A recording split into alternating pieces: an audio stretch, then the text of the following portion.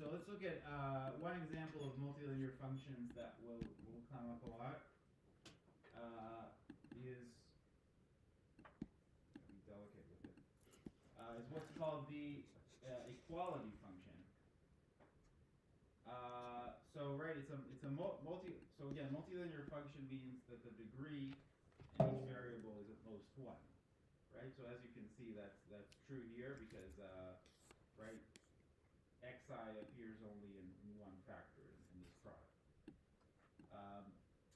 And right, you can do a little exercise and see that this really is the equality function if our x and y's are binary.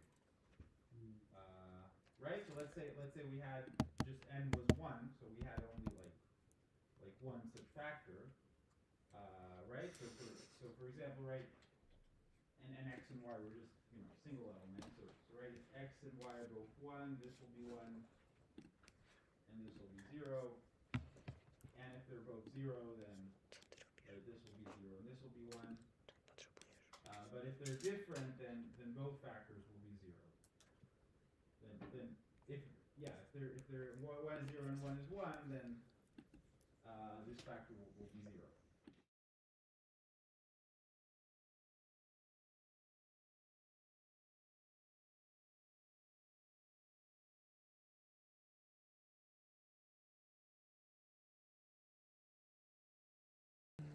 Nice example of multilinear function that we'll see if will come up today.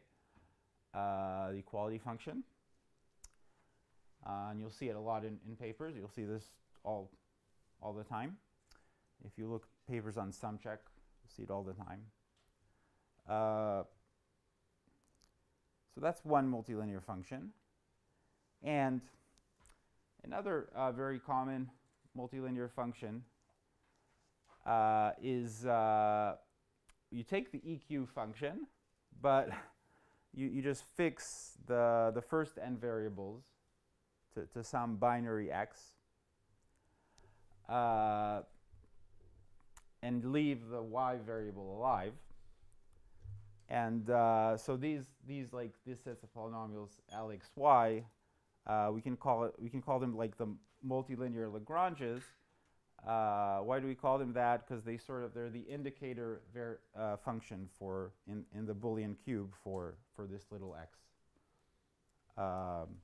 Right. So L little x of little x will be 1, which is from the property of the equality function, and L little x of any other y will be 0.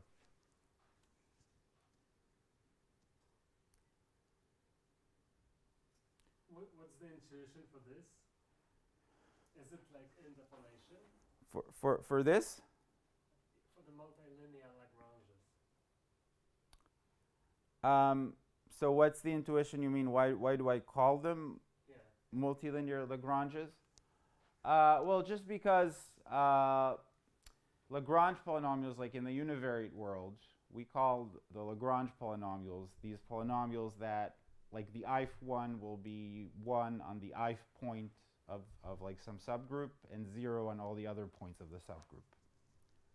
So in my head, since I live in univariate world most of the time, Lagrange polynomials is the same as indicator functions, right? So these are sort of multilinear indicator functions. They, like, L of little x will only be 1 on the little x.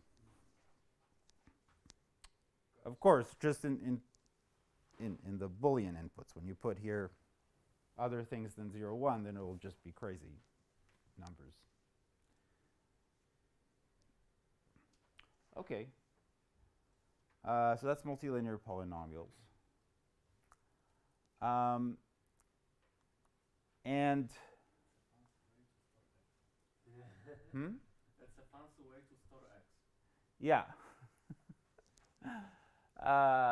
And now, some basics of SumCheck. So think of some prover that has an n-variate polynomial f. F now is not necessarily multilinear, but say it's in what's called individual degree is very small, is at most 3. So in every variable it has degree at most 3. So what is sum check? So in sum check, the prover wants to show the verifier that the sum of this f, the values of this f, over the Boolean cube is 0, or usually 0. The 0 can be some c. So that's what we want to prove. Yeah. Why do we care about low degree of? Well, 3 here is a little arbitrary.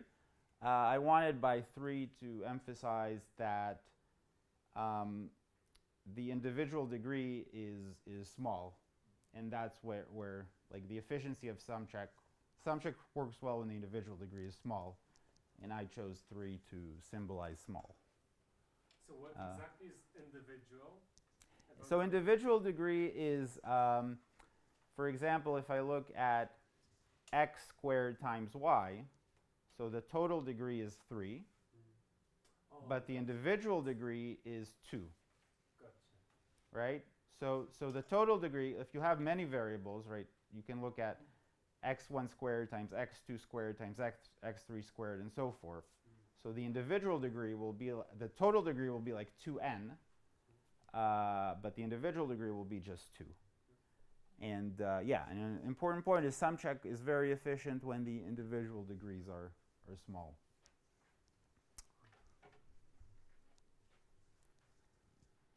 Okay.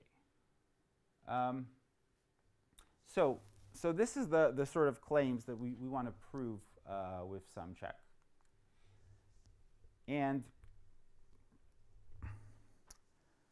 so, and how, I'm not going to show you the sum check protocol because either you know it already, so that's not going to help you, or you don't know it and it will just confuse you to see it. It's simple, but it's confusing the first 80 times you see it. And I don't want to be the first of your 80 times. But if you will insist, I will show you later on the blackboard the sum check protocol, assuming I'm able to do it. But what I want to, because sometimes people during these 80 times, they can go through it without understanding what the sum check gives you. So, and this is sort of a modern interpretation of the sum check protocol. So the sum check protocol, what it does really, what the way like in modern SNARK world we think about it a lot, is that it's actually a reduction from a claim like this to a claim about just one evaluation of f. So after the prover and verifier run the sum check protocol between them, then the verifier will say, okay, I will be convinced of this as long as you just convince me of this, of one evaluation of f, where this r is some random r that was chosen by the verifier during the protocol.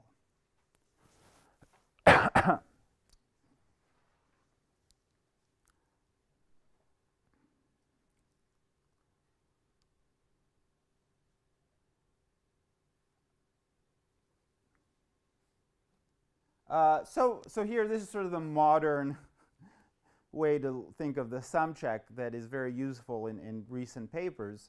If you would look at the classic, sum check like in old lecture notes, then simply the last stage of the sum check protocol would be now the prover shows this, but yeah, again, in modern papers, it's very useful to think of the protocol as just a reduction from this claim to a claim that looks like this.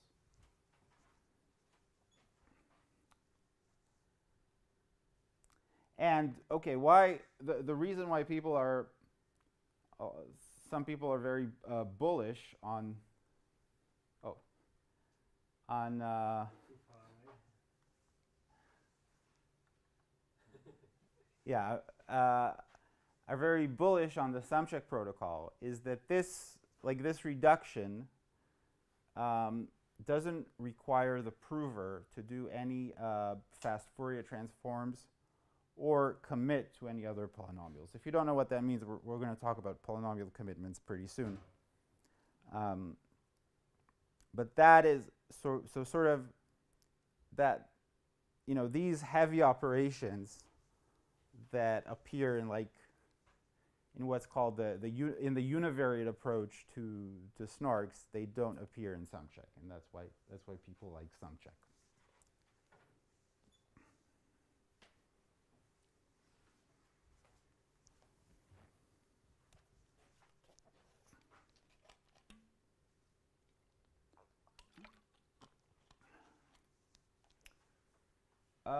Okay.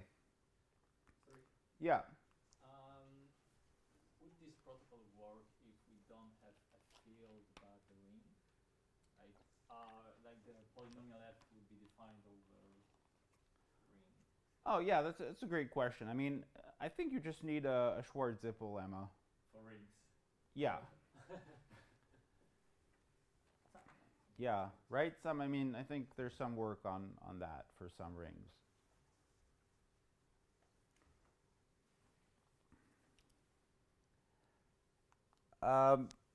Okay, so right. So why why do we want to do SumChecks? So the main case is zero testing. So usually in SNARKs, we don't want to prove that a sum is zero. We actually want to prove that f is zero on all points of some space. So that comes up much more in SNARKs. And the idea is that this is reducible to SumCheck. You can reduce this to SumCheck. Why? Because what we can do is, like, the verifier can choose some random challenge beta. And now we're going to, instead of f, we're going to look at this function f prime, which is simply this EQ beta of x times f of x. And now, what we're going to do is, what you can see is that, well, obviously, right, if f is 0 on all of the cube, then this sum will also be 0. And what you can easily check is that if Have dimension n? Oh, nice catch. Yes, Okay. Good catch. And what you can show, basically, because these multilinear Lagranges, I call them, are linearly independent, you can show that if on some x f was not 0, then with very high probability, this sum will be non-zero. So that's right. That's one main application, is that we can reduce zero testing that comes up very naturally in SNARKs to SumCheck. And again, versus the sort of the other main way people do zero testing, univariate quotients, there's no FFTs involved, and there's no commitments involved.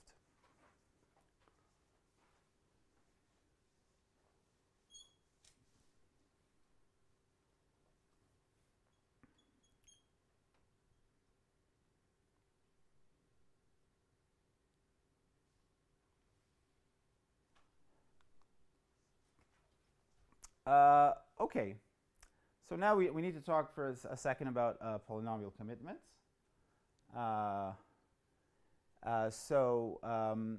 This is a term that was first introduced in this Kates of Richard Goldberg work for univariates, but today we're concentrating on multivariate multilinears. So what is the idea of a polynomial commitment scheme? Probably most of you have seen it. I'd ask how many have seen it, but I told you wouldn't have to raise your hand again. So here, the idea is P has some n-variate multilinear polynomial, and a polynomial commitment scheme. This enables the prover. I mean, this polynomial could be huge. This enables the prover to send a very short commitment to the polynomial. Like in many schemes, the commitment is just like the polynomial could have, you know, a billion coefficients, but the commitment is just one elliptic curve point. It's like, you know, 70 bytes or something like that, 64 bytes or something like that. And then what is the cool thing? That at any time later, after the commitment has been sent, the verifier can choose some random evaluation point. And then, so P can tell the verifier, okay, well, you're interested in f of r, so f of r is equal to z. And of course, right, there's the big chicken and egg problem that the prover, after the v sends r, could say, okay, for me it's good that you think that f of r is 5. But the very cool thing about polynomial commitment schemes is that P can prove to, sorry, this should be r, to the verifier that z is really f of r for the f I had in mind during commitment time.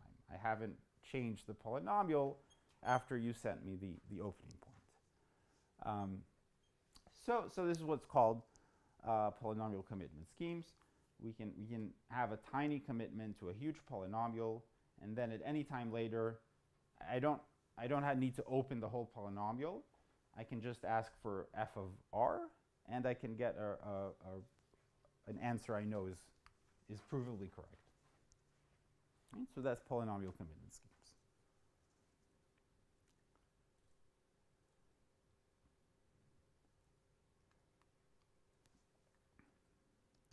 And so there's been a lot of activity recently on, so the original polynomial commitment schemes in this work, KZG, were for univariate polynomials,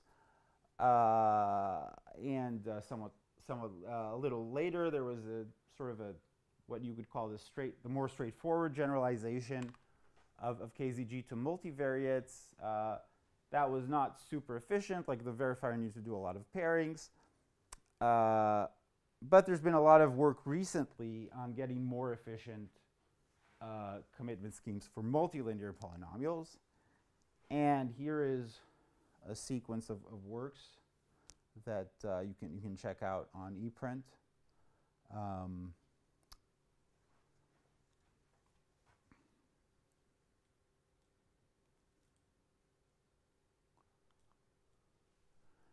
Okay, so the zero testing, how does it typically look like in SNARK land? So usually the idea is that the prover has several polynomials. He sends the verifier the commitments to all these polynomials. And the prover wants to show the verifier that so some expression in these polynomials is identically 0. Right? So for example, that f1 times f2 minus f3 is always 0. Right? So right, you can think of this intuitively as like if the f's are encoding wires in a circuit and the f1 and f2 are inputs to multiplication gates, then this sort of is a way of showing that, okay, the multiplication gate always acts correctly.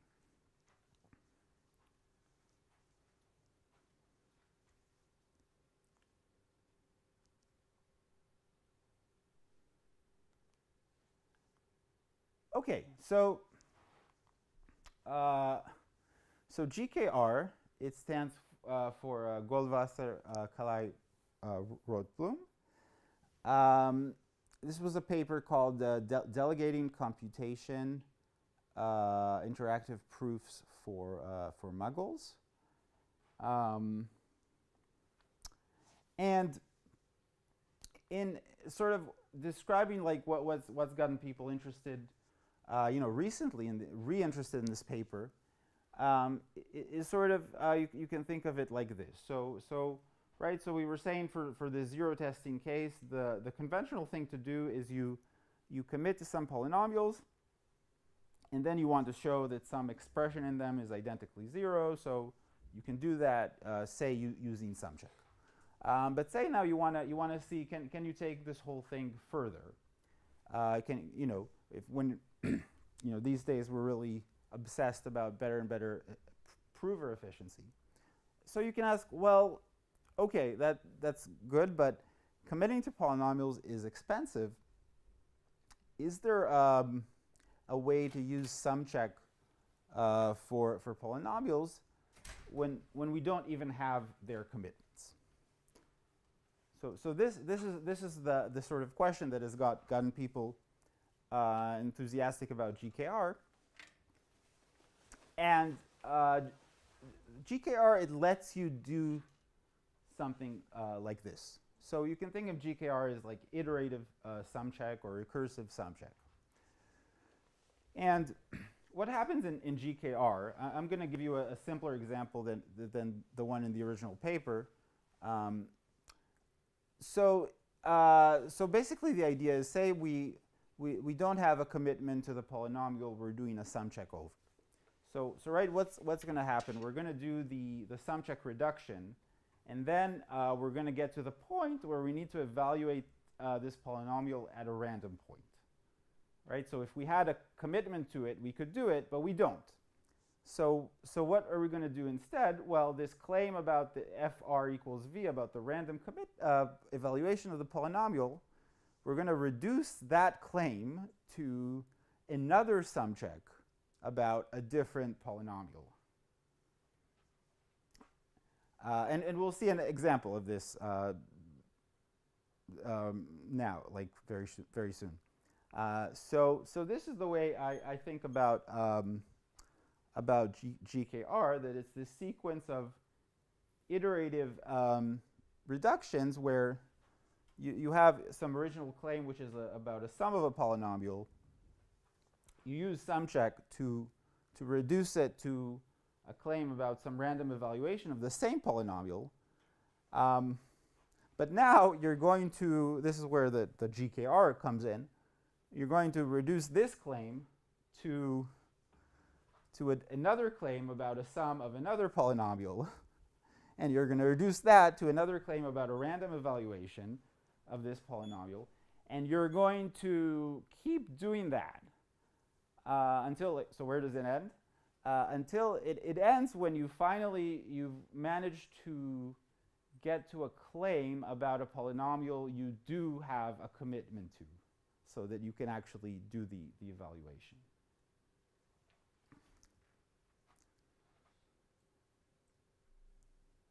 What's the use case for this?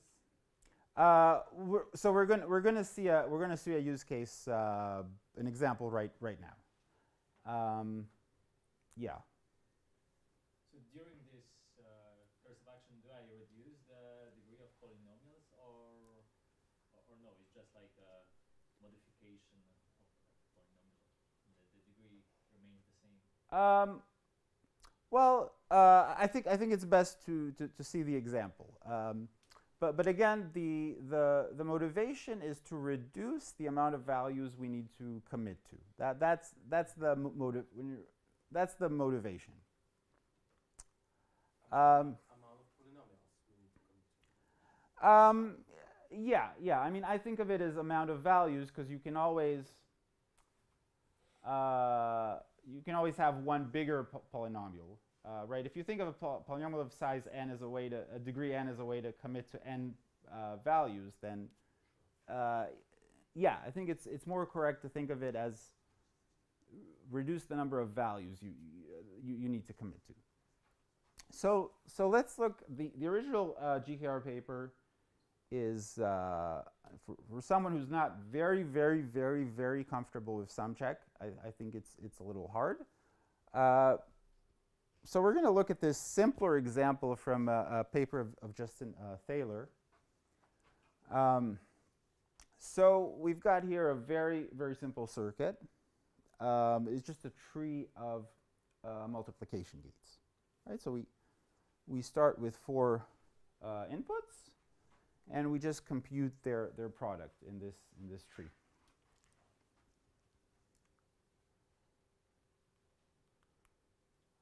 So now suppose the prover has a commitment to some bivariate f, and V has the commitment to it. And oops, gotta exactly.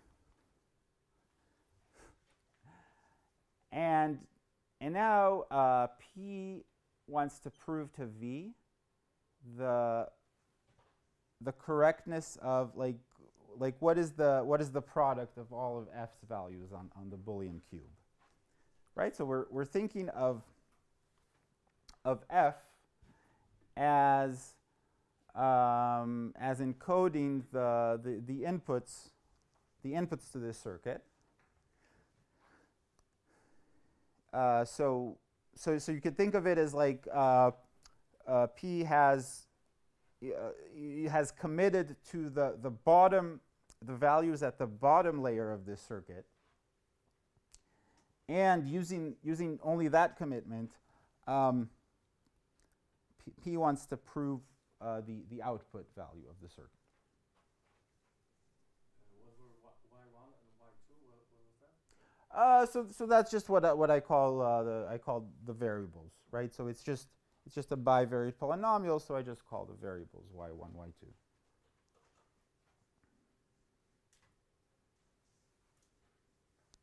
So the A's, they are not binary, right? No. So right. So the A's, no, the A's could be any value in the field. Like A1 is F. You're going to put inside it F of 0, 0, which can be anything in the field.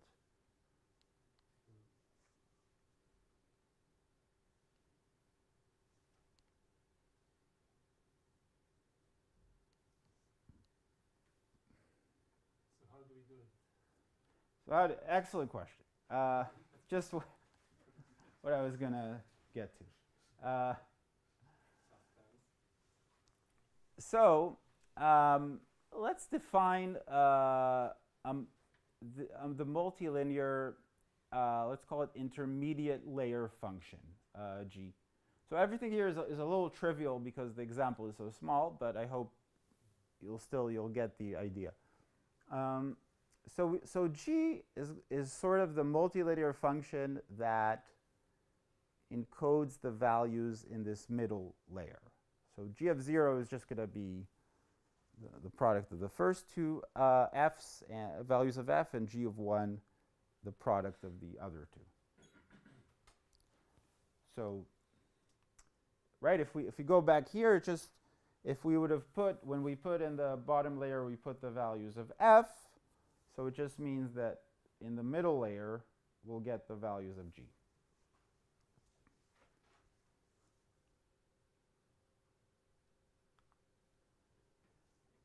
Right, so our claim of like the product of all the F's is U. It's the same as just this claim.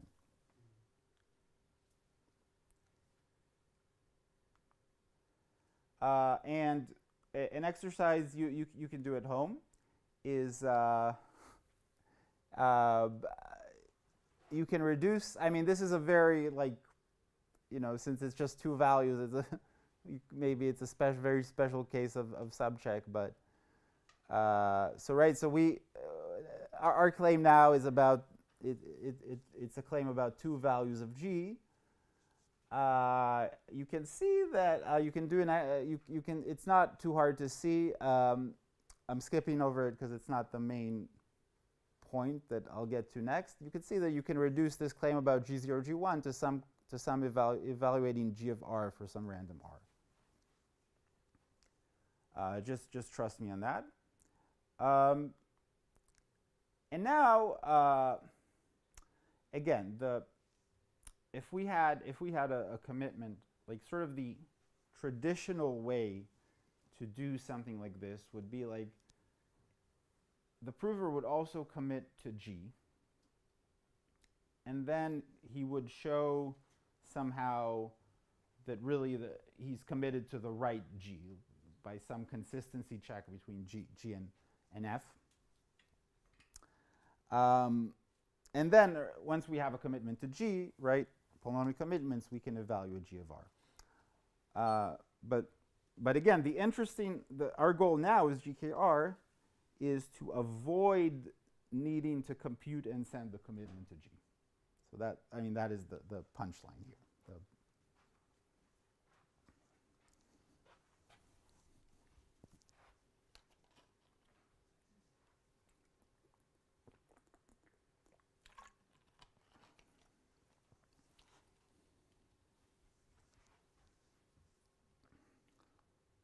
Okay, so a small interlude. We can represent any multilinear function using this EQ function we talked about earlier. So, right, this is what EQ looked like. And what I claim to you is now take any H that is multilinear. Then you can write H as this combination of the what we call wait, is this what we call the? You can write it as this sum over the EQ. This combination of the EQ values.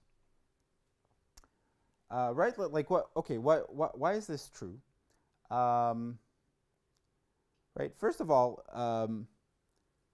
this function here on the right-hand side, it's a multilinear function, right? Why? Because EQ is multilinear, and it's just, right now these x's are constants, so h of x is constant. So this thing on the right-hand side, it's a multilinear function. And it agrees with h everywhere on the cube.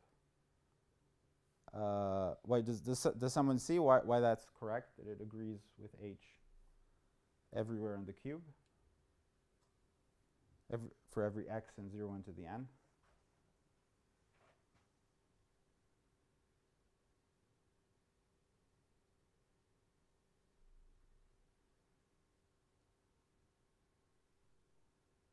I'm saying if I put, what I mean by is if I substitute here something in the Boolean cube, then The sum has one element. exactly, right? If I so I'm thinking of R as like as general, but right, if I put a Boolean R, like the R that's a Boolean vector, then right, everything will disappear except EQ like RR, which will be 1, and then here we'll have H of R. Exactly.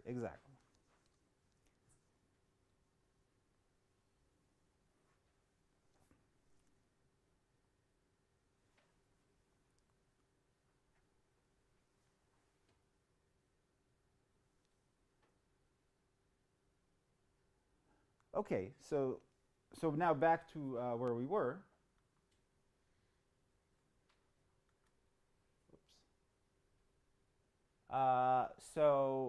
Okay, so now, let's represent G via the EQ function. So right, G is we were talking about so G is like, in our little example, G is just univariate, right? So it's just EQ R0 times the value of G at 0, which, right, we said is these two, plus EQ R1 times the value of G at 1, which, right, we said is this. So this, little sum, we can think of it as a sum over this function f prime, or what is f prime? It's just EQ with this fixed to R, the first thing fixed to R, times f of x0 times f of x1. So I'm going to give you, actually very close to the end, so I'm just going to give you a minute or two to. This is why you need the degrees of the tree? A degree of. Up to 3? Yeah. So in this talk we never go beyond. We exactly get to 3. Yeah.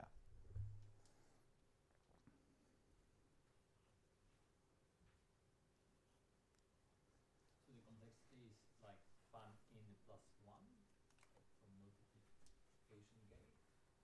Going back to.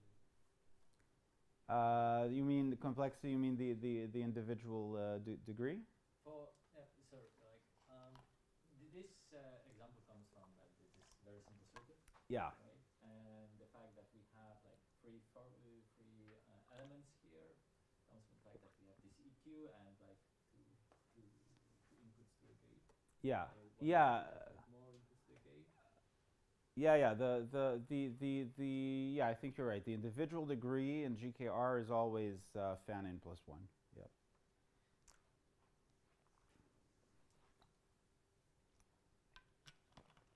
I mean, if people will be eager. So, yeah, the original GKR paper, it didn't look at this simple tree of multiplications. It looked at a circuit where every layer has an arbitrary combination of additions and multiplications. So, if people will be very eager, I will try on the blackboard to do the original GKR paper example, but. Maybe depending on if the pizza will be delayed and people will need to be distracted from their hunger, I will. But okay, well, I'll give you another minute just to see you follow what's going on here, and please ask questions because we're very close to the end of the slides. If you were to make an addition gate, would it be as simple as taking the sum of f1 and taking the sum there instead of the product? So addition gate, you mean now it's just a tree of additions, or you mean a circuit where there's both? Let's say it's mixed, because it looks like it wouldn't be that hard to mix it even. Right. So you're encouraging me to write on the board what the original GKR. I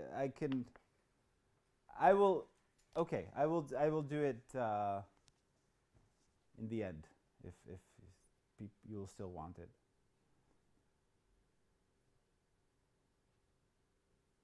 But is this any questions about this example? The particular slide seems to be understandable. Great. So the point here is we're able to express evaluating G. Right. Why were we able to? We were able to do this because G. I mean, again, what the context is, right? We have some circuit, and F is the values were on the bottom layer of the circuit, and G is the values at the next layer of the circuit. So because that makes some relation between F and G, and because of that relation, we're able to express evaluating G as a sum in F. And then now, so now we've expressed evaluating G as a sum in F. So now we want to prove what's the value of this sum. So this is that chain of errors I showed you. So now using the sum check protocol, we can reduce evaluating G of R to evaluating F prime of R2 for some R2 that will be chosen during the sum check protocol. And okay, and now in this next sum check protocol, we're going to need to evaluate f prime of R2, right? Which looks like this. But now here in this little example, we've already reached sort of the bottom of the sequence of arrows because, well, EQ, right? EQ is like a publicly known function. It's also very efficient, so the verifier can just compute EQ itself. And since F, okay, we already have the commitment, so P can ask just, you know, P can just prove these values. And yeah.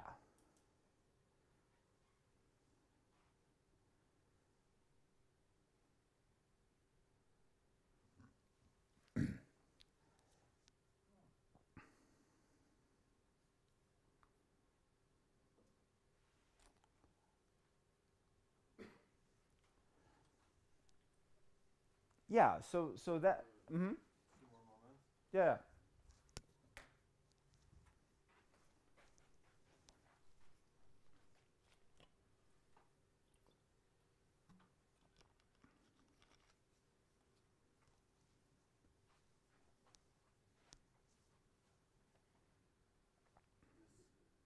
The last sentence, where does it come from? Why is it sufficient to calculate f of R2 0 and f of R2 1? Because we, so again, this sort of I left as an exercise. We assume it's sufficient to calculate G of R. Now we've expressed G of R as a sum over this function f prime. Okay, good. Yeah, good. So now this sum check protocol that I didn't explain, and you need to go through 80 times to feel comfortable with it. What it gives you is it gives you a way to reduce claims about the sum of f prime to a claim about a random evaluation of f prime. So using this magic sum check protocol, we reduce this claim to just needing to evaluate f prime at some random R2. So the magic is producing R2. I'm guessing producing EQ is pretty easy. Well, you know, part of the magic, a big part of the magic is how the sum check protocol works. Yeah. Yeah. And part of the sum check in the sum check protocol, this R2, yeah, will appear there. Yeah. Yeah. The magic is producing, yeah, you can say it like that. The magic is producing R2. And so a large level, high level use case might be that this is so much faster than the commitments that you could have something like incrementally verifiable computation and only snapshot every n steps and commit to that. Is that how you can think about it? Well, I mean, maybe you can think about increment, but usually how people think about it is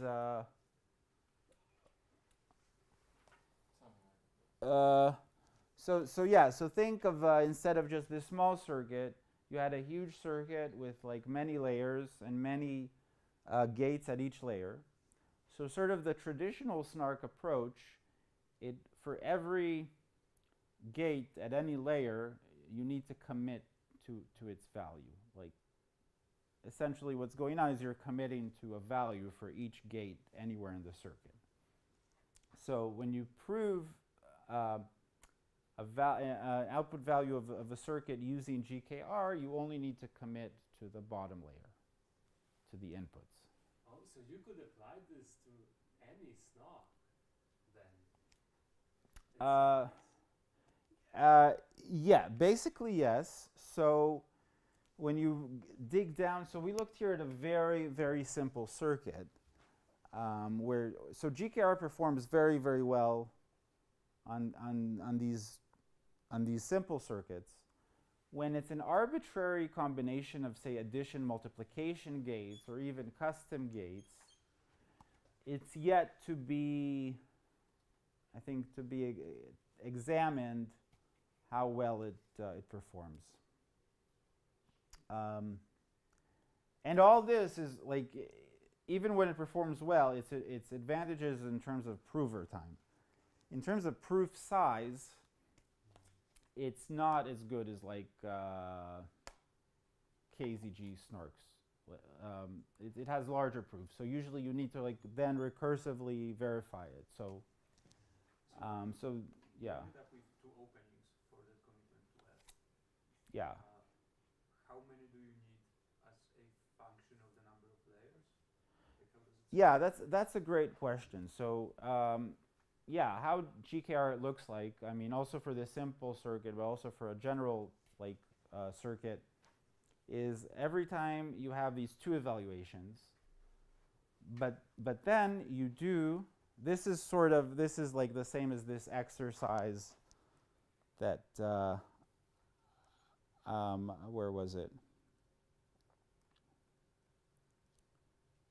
This exercise I talked about. So basically, in GKR, at every layer, you actually have these two evaluations, and then you do this step of reducing the two evaluations to one. Like it's sort of like you take a line through the two evaluations and a random point on that line, and so you can reduce two evaluations to one. And really, in GKR, you need to do that at every step.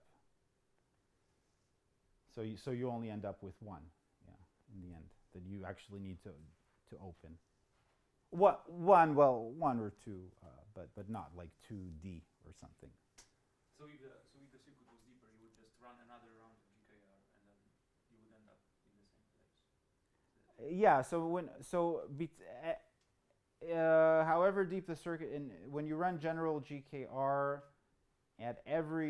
for every layer, you do this step of reducing two evaluations to one. Yeah, and then at the end, you can either open two or do another reduction. It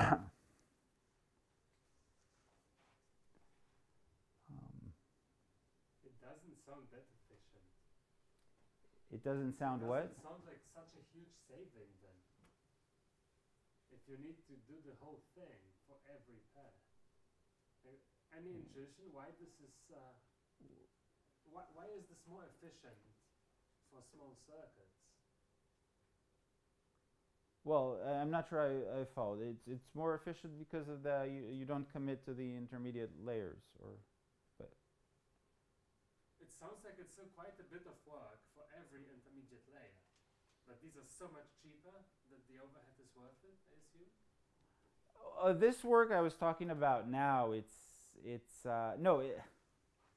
not that you need to do an entire GKR to reduce the 2 to 1. There's a simple trick to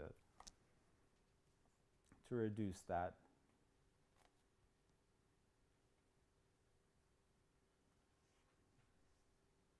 I think the only way for us to finally get it is the fully worked example. Yeah, with the bigger circuit, I guess. Yeah, with the real number. Okay. Real random number. And I need more water before. Is there any water here? Any water bottles? Oh, Coke is good.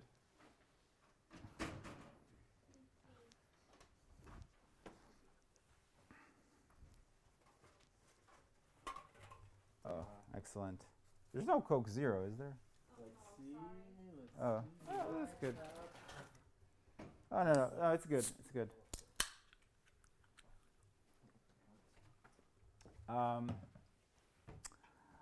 Okay.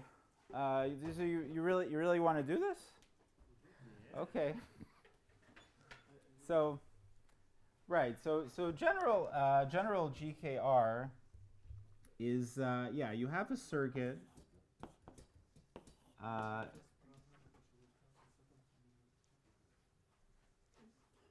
And any other questions before we? So you have a. asking some Yeah. creative questions. It seems we understand surprisingly a lot. Yeah, it's great. It's a nice surprise.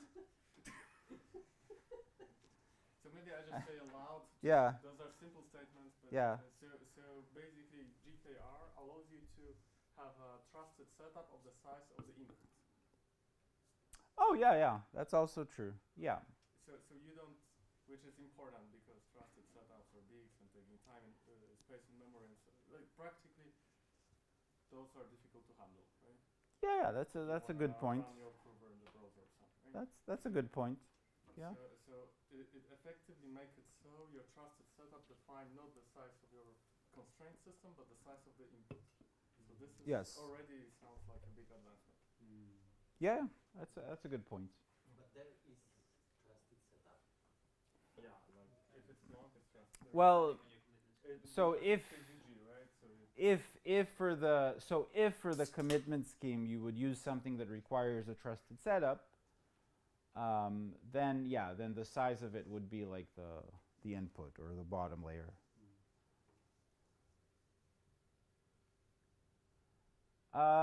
Yeah, so general GKR is like you have now a circuit with D layers, and let's just sort of focus on. So let's think of this big circuit. Let's say we're just looking at 2 layers out of the D. And the wires, we think of the wires, they always go only from layer I minus 1 to I. Wires only go up, 1 layer up. And right, so here, so say this is like, we think of this as like layer I, and this is layer I minus 1. And we think of like, so say here we had some plus, and here we had some multiplies, and now the inputs, and let's think fan-in 2, that was in the original paper. You can have larger fan-in, but let's say it's 2. And now, it's not a nice tree. So the inputs of, say, this multiplication gate, they can be any two nodes in the previous layer, right? So the circuit looks something like this. And like we had those F and G. So again, we're going to think. So if we if this circuit, if we we feed in some inputs. Say we have a commitment to a function f, and we feed in as inputs the values of f in the bottom layer. So that's going to induce values at each layer.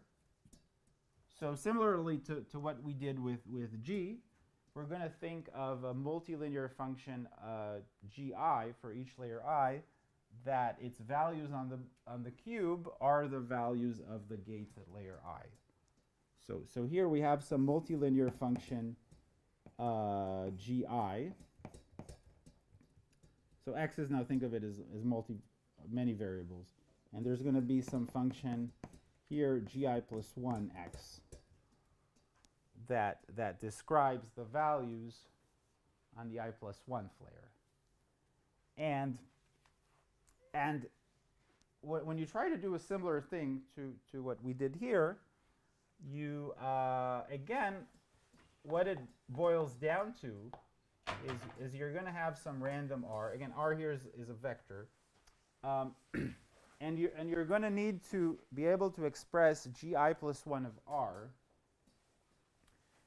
as some sum over gi.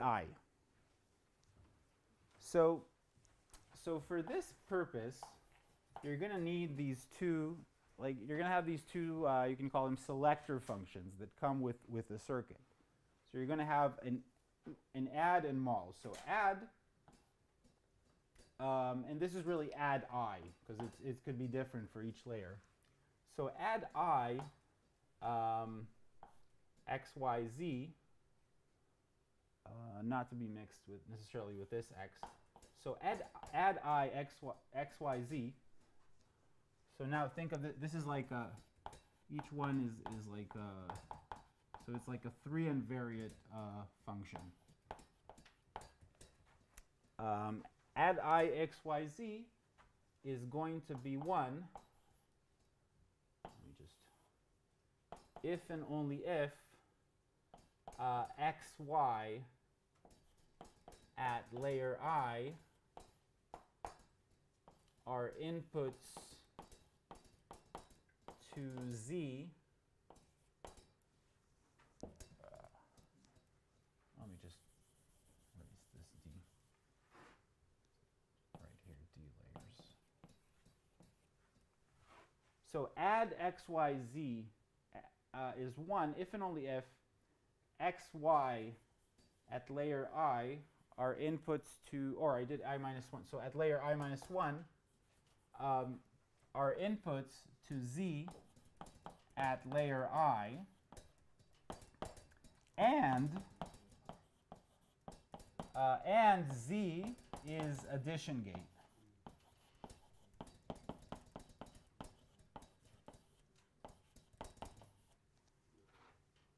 And now, okay, and it's going to be, and it's 0 otherwise. It's 0 otherwise. Okay, so is it? Think a minute what this add function is, because that's the crucial thing to understand.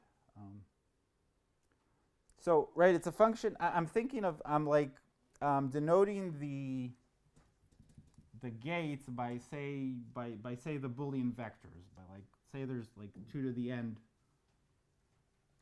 gates at each layer. I'm identifying them with like the Boolean vectors.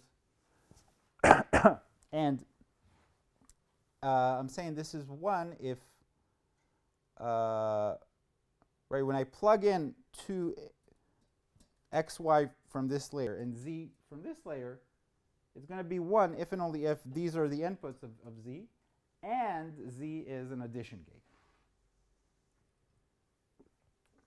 And otherwise, it's going to be 0. And does this work?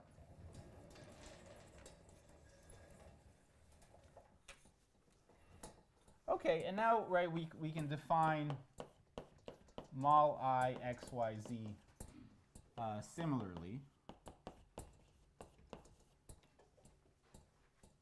Right, does that seem clear? Okay, and now, actually, I do have room here. Okay, all right.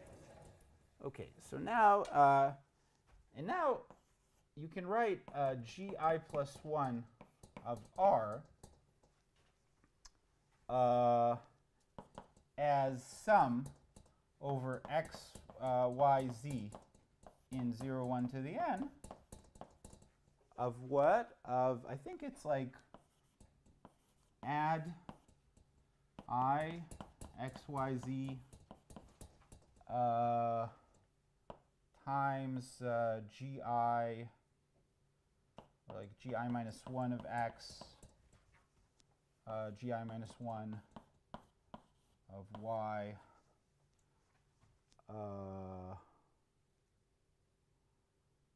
oh, I think, right, good. I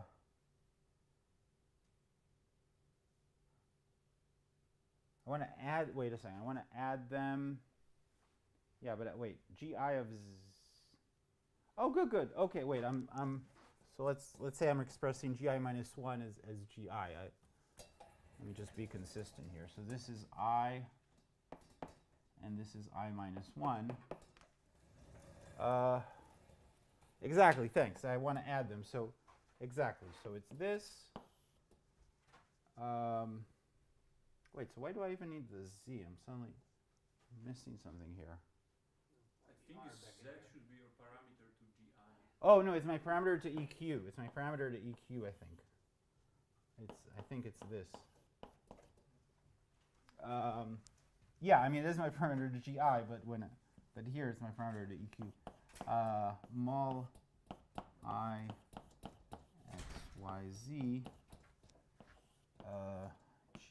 minus 1x gi minus 1y times eqrz. I think I got that right.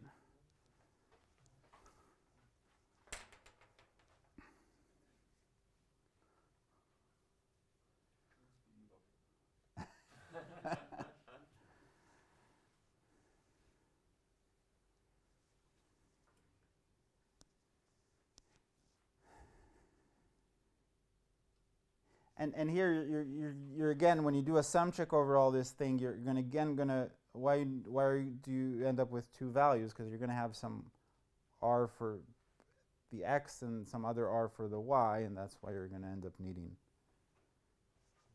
to. Anyway, I'll let you stare at this for.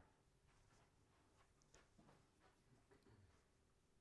the verifier would be able to compute add I and null I, just like they can do EQ.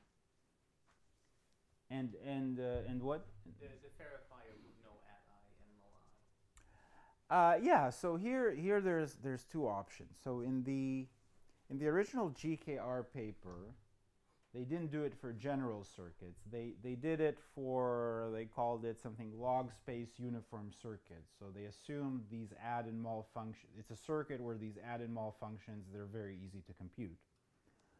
If you want to do it for a general circuit, you would have to to commit to the add and mul functions and open them at the. Actually, yeah. They can be like part of your trusted setup. Yeah, you would need to commit to them, and yeah, and maybe you need to do some work to make sure you only need to. Yeah, and maybe actually some work needs to be done so you don't have to open them in the middle stages, only in the. Actually, yeah, I need to think about it for. Okay, let's assume the add and mul are easy for the verifier to compute himself. That's the original, how it is in the original paper, and. It seems like they would only have two terms in it. They would. You can basically construct the Lagrange spaces over the x, y, z's. There should only be two values that are one, so it's basically the sum of two Lagranges. I'm not sure I follow. The add function is for a general circuit. It can be very complicated. It has a type for every wire. For every wire, yes. For every wire between the two layers.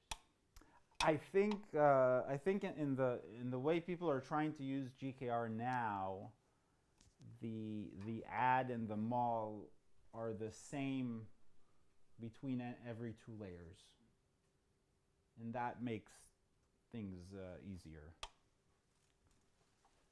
Can you say that again? The add and mul. In applications people are trying to do now, I think these functions add I, mul I, they're the same for every I. What would be such an application? Well, I think people are trying to do like Ketchuk with GKR, and then right in Ketchuk you have 24 rounds that are all the same.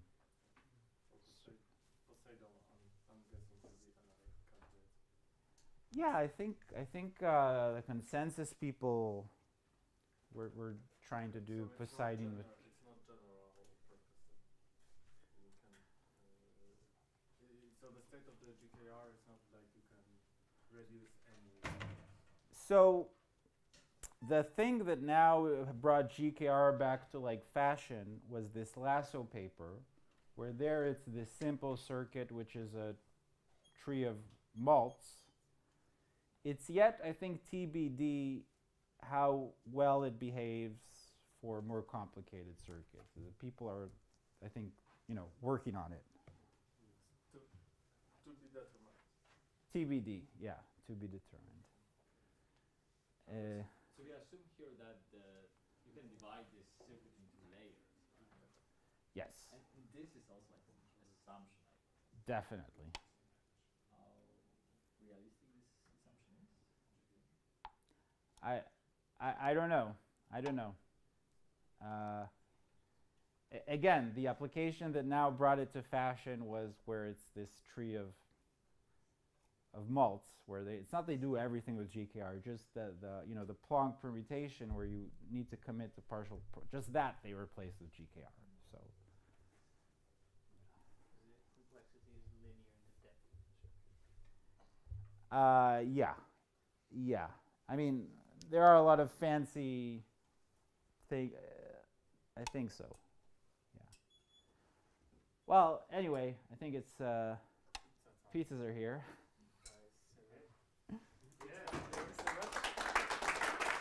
Yeah, thanks for being such a good audience. Before we go, Remco, would you like to make some announcements? Oh. Oh yeah, just quick announcement. Maybe a quick interim when Remco comes on stage. We are trying to be doing these monthly. So if you feel like you have a topic you want to share, or you want to maybe appoint someone to come join us next month, please do approach Marek or me or Gosia. Sneak peek, Remco is coming to do a talk for next month. And also, we intend to be doing another full day conference like we did last year called the zk-WarsaW Day.